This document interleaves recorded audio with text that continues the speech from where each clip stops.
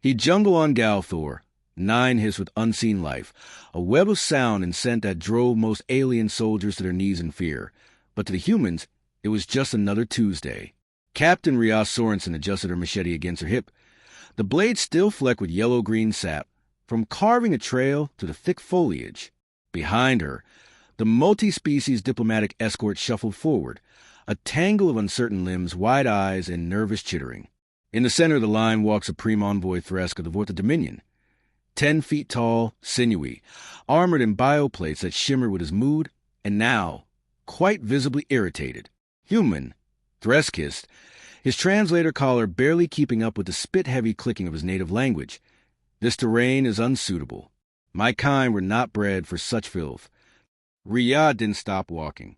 You're the one who insisted on seeing the crash site yourself. Envoy, the distress signal is coming from this sector. Could be survivors. Could be pirates. Could be a malfunction. Either way, we're here now.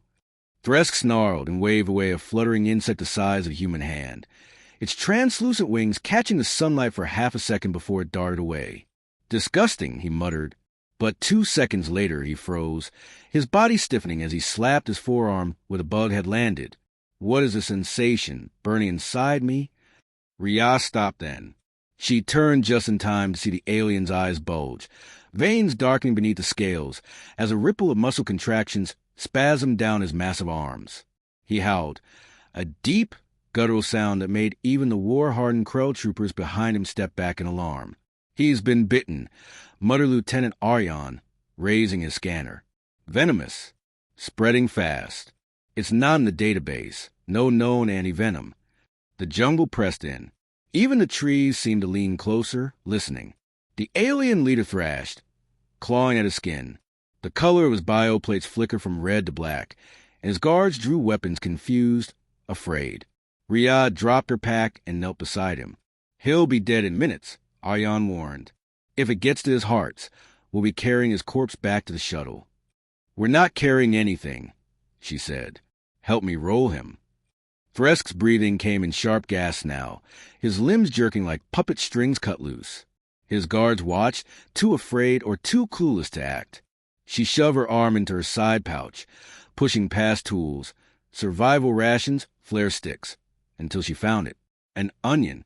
Half bitten, the smell still strong. Her lunch. You can't be serious, Aryan said. It's not a joke.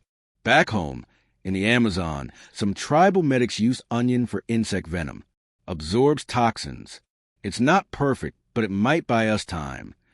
She sliced off a chunk with her combat knife and, ignoring the stares of the assembled delegation, crushed the juice into the swollen, throbbing wound.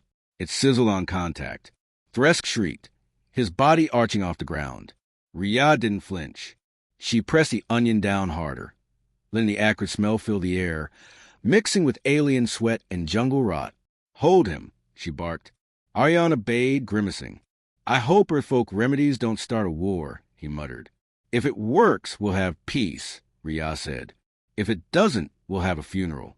Time passed in agonizing seconds. Thresk's breathing slowed. The dark lines creeping up his arms began to fade. The shivering stopped.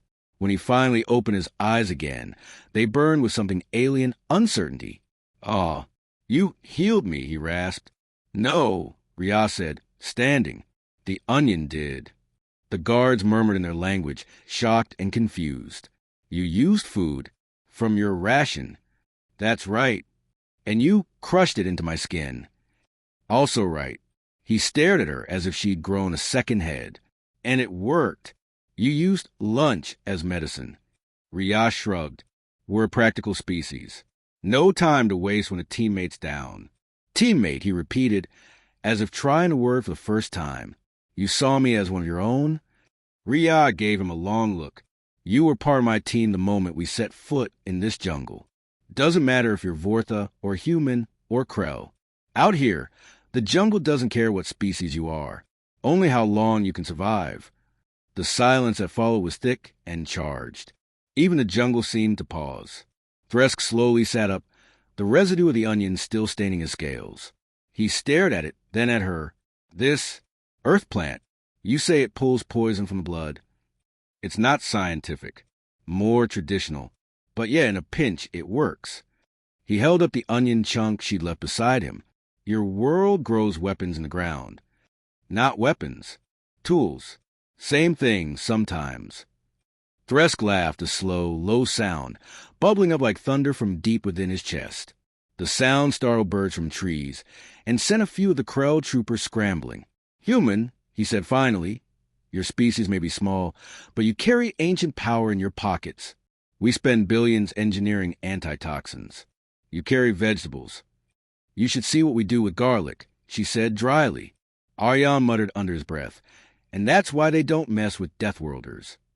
The jungle stirred again. The mission wasn't over.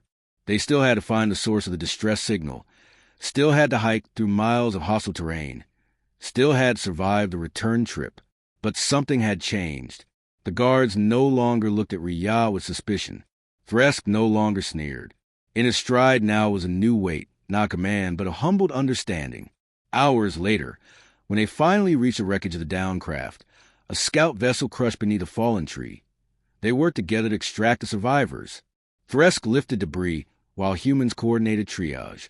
Krell soldiers stabilized the hull while insectoid techs rerouted power. And when the team was airborne again, nursing bruises and exhaustion, Thresk stood before the remaining delegates and said, in this jungle, the strongest weapon was not strength, nor wealth, nor armor. It was a human, with a knife and an onion. The phrase traveled fast, across comm networks, into council meetings, onto social feeds. It became a meme, then a legend. The Onion Protocol, some called it. Others said Earth had engineered a biological agent so deadly it masqueraded as food. A joke, perhaps, but not one anyone dared test. In the following weeks, diplomatic channels with Earth suddenly opened faster. Aid offers were accepted. Trade deals unfroze. And in private, Supreme Envoy Thresk sent a message to Riyah. Just 3 words. I owe you. She replied with 2, stay humble. Months later, in a chamber far above any jungle, during a ceremonial renewal of interspecies treaties, Thresk wore a brooch on his chest, carved from an earth-grown onion, encased in crystal. When questioned, he simply said, it saved my life. I will never forget the day humanity offered healing, not hostility. That lesson will echo through the stars. And so it did. In every outpost, every backwater moon, every alien academy, one story spread like wildfire. The tale of the human who fought venom not with tech or firepower, but with something she brought for lunch. Because on Earth, even food could be a weapon, and compassion, the deadliest tool of all.